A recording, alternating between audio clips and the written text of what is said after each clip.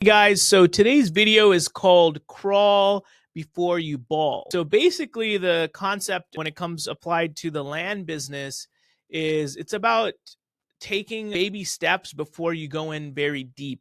Whether that means like making an investment or basically don't get in over like yourself or whatever, meaning don't go too deep too quickly. Because I kind of sense myself doing that, and a good example of that is we signed up for a marketing service that is very, very popular in the land flipping space. And what happened was we went so deep on that contract, meaning we spent a ton. It was thousands of dollars every single month, and it was a contract. It was a 12-month contract, and luckily we survived it and it was okay.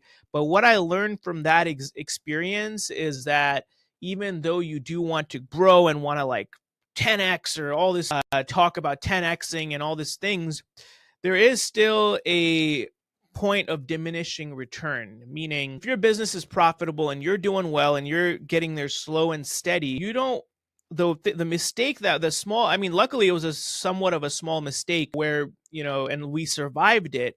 But, what we wanted to do is we were growing pretty, steadily and doing well. And I decided that I was like, hey, let's, go all in on this marketing thing and, ramp it up.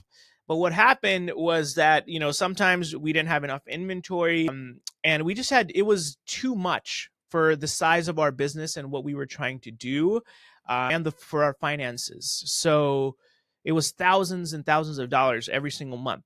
So from that, what I learned is there's still, like I said, a point of diminishing returns where actually growing slower would have been the right pace, and it would have created less like operational complexity for us. So yeah, definitely crawl before you ball, whether that means on your marketing or the type of land that you're buying or how expensive it is, especially when it comes to things like getting too leveraged and, getting into things that are like where the clock is ticking against you, like interest.